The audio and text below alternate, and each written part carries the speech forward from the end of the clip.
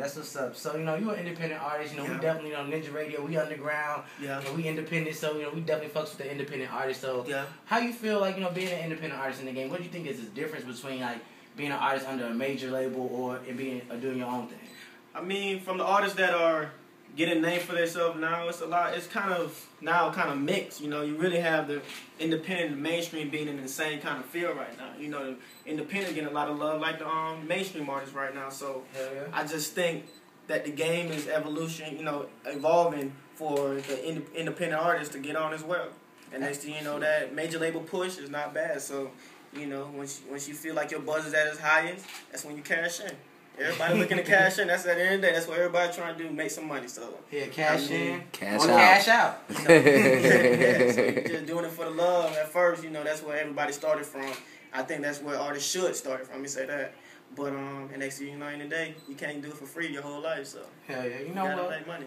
You always appreciate an artist that love what he does. You know what I'm saying? Yeah. So I feel you, like, starting, doing your own thing, just starting for the love and not really worried about the dollars. Yeah. That's what's up. You love what you do, and people really fuck with you on that. That's how I feel. So, you know what I'm saying? You've been doing your thing, you've done shows and shit like that, as an artist. What is the craziest thing that you've seen, like, while doing a show? We was actually in West Virginia. We was at the Multicultural Fest about 2 years ago. I got mad love in West Virginia. But after the show, like, we were passing our CDs, and we got, like, 5,000, 3,000 copies of CDs, and we passing it out. So we're not even thinking that our phone number is on this CD. So we passing out to random girls, and they going crazy, like, oh my God, that whole love, like, kind of like that Michael Jackson, Jackson 5 type shit going on. So next thing you know, soon as we leave, like, we were trying to pull out, soon as we leave, my manager, he have his number on it, so a 931 number. So next thing you know, they just start blowing up his phone. Talking about it rang all night long. Girls were sneaking into the hotel, man. People that came with, they disappeared. It was like crazy as hell, but it was fun as hell. I mean, that experience was fun as hell. So, when we went back and did it 2 years later, and next thing you know, I just think that experience like showed me that, okay, I love doing this shit. This shit fun as hell. Like, that's how crazy. Y'all got swarmed. You know what I'm saying? Y'all got swarmed. That's what's up. And they blew up your phone. That's crazy, though. That's what's up, man. Yeah. So, you got your new project coming up. Yeah. And I'm sure, like, as you grow, you're going to be working with a lot of different artists and everything like that. So, who do you, like, want to work with in the future? What collabs do you want to, An artist that I really dig, Kendrick Lamar. He's really a real dope artist. I really love Rick Ross, what he's doing. I mean, I fought with his campaign real hard. I think that his grind is showing everybody how to honestly do this shit. He's been doing it, Man of the Year for like 2 years running now. Yeah. And J. Cole was another artist I fuss with heavy.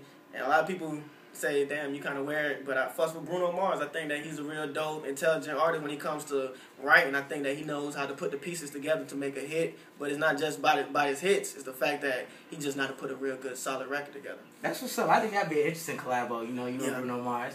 He definitely doing the damn thing, jumping on a lot of songs. You get that song out with Wayne, I think. Yeah, that Mirror song with Eminem and I think it's he do got a song with Wayne as well. Yeah. Yeah, so I think that shit's kind of dope.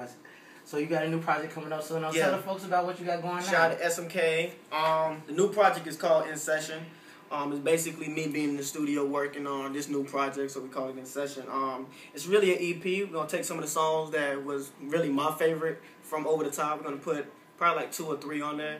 And next thing you know, the rest is going to be new music that, just getting out there and trying to really show people this is my fan base or really establish the name in the game. So that's what we're planning to do with this project. That's what's up. Shouts out to In Sessions. You know what I'm saying? So what inspired you behind the project? What are you trying to make people feel when they listen to your record?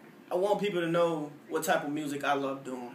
I think that the last project, Over the Top, was put together more so like an album. And I think that it attracted a lot of people. I'm not going to say that I don't want to attract a lot of people. But in the day, I'm reaching out to this particular person that need to hear these stories. And next thing you know, that's what I want to give to them when they listen to this project is that I feel where he coming from. It's exactly like how I feel every day when I wake up. I talk about life. I talk about, money and stunting and shit like that because that's what a nigga got to do sometimes. It is kind of like, that's like a stress reliever.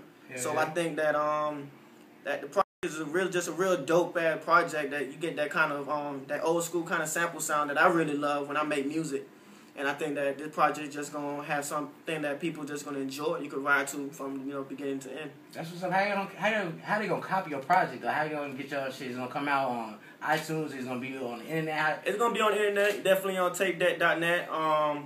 And we just reaching out to different various websites and figuring out which website we want to release it on. Oh, that's what's up, man. Definitely look out for that. And when is it coming out? We're trying to drop it March 11th. You know, really for my birthday. But if it drops later on, you know, I'll let people know that it's dropping later on. But I want to make it perfect in my eyes, in which I feel like I accomplished the goal like I had for Over the Top. Okay. I got goals for every project I work on how I want it to sound, how I want it to look, you know, the feeling of the project. So if I feel like at the end of the day when we listen to all these 12, 14 tracks, and I feel like we accomplished the goal, I think that's when we're going to release it.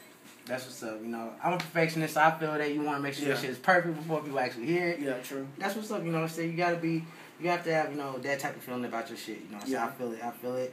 So you got a new single coming out, you know what I'm saying? So introduce a new single. This track right here, we was in the lab with SMK, Blake, shout out to Blake. And it's just one of those tracks that has that real good feeling. It's kind of like, you know, you just do what the hell you want to do and forget what everybody else thinking. And next thing you know, for that nigga that think that, oh, this nigga ain't got it, you know, you come up to him like, hell yeah, I got it. So, you know, it's that whole lot right here, featuring Just Nice, man. Shout out to the homie, man. SMK, what it do? Judicial. Whole lot. This is a Judicial Radio.